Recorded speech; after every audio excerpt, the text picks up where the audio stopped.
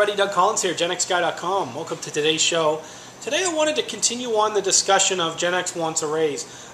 I believe it's a topic that we need to continue to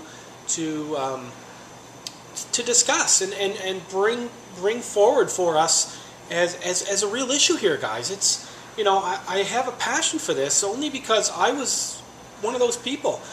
You look at the recent news this week, Loblaws in Ontario letting go 700 middle management, and administrative staff.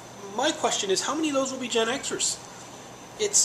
How many of those people have dedicated their life and their career to that company, sacrificed weekends, sacrificed evenings, sacrificed family events, sacrificed their kids' soccer games, sacrificed, a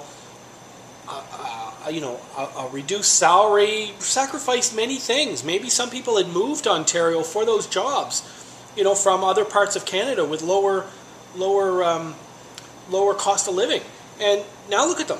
Boom, 700 jobs wiped out just like that. And what happens is the share price of Loblaws goes up. They're wiping out $60 million from the bottom line. So, that's a lot of salaries. It's corporate world is all about the bottom line. And I've been talking about that for the last few days. So I wanted to show you another video of somebody else. So it's not always just me sort of explaining this to you. Information is everywhere. In this video she talks about baby boomers and Gen Xers, the characteristics, the things, the way we're seeing things, and I will continue to say and continue to believe that Generation X is in a prime situation for entrepreneurship. I really, really believe that we're at a right stage of our age that we need to look outside the box for other avenues of generating an income. So, I hope you enjoy this video, and we're going to see you again on the final episode coming up here, part 5 of 5, and I hope you really enjoy this video, and I look forward to seeing you on the next video, and hope you have a great day. We'll see you soon. Take care. Bye-bye. I think one of the major examples is that boomers, I'm a boomer, grew up at a time when there were, frankly, a lot of boomers in a world that hadn't yet expanded to accommodate this large-sized cohort.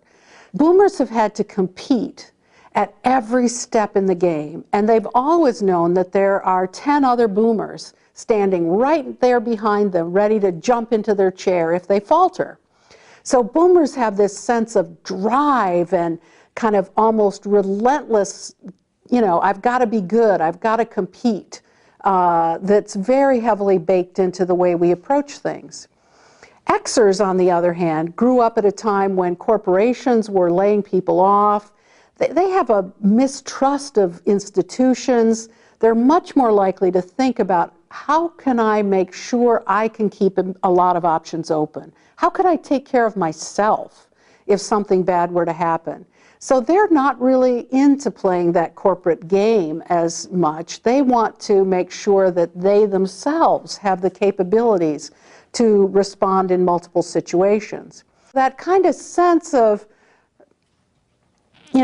unstructuredness was something I found very odd, but very pervasive. Not necessarily expressed quite like that, but very pervasive in the interviews that I conducted with Xers. One of the really interesting things about Generation Y is that they trust authority. And they're the first generation in a couple of generations to do so.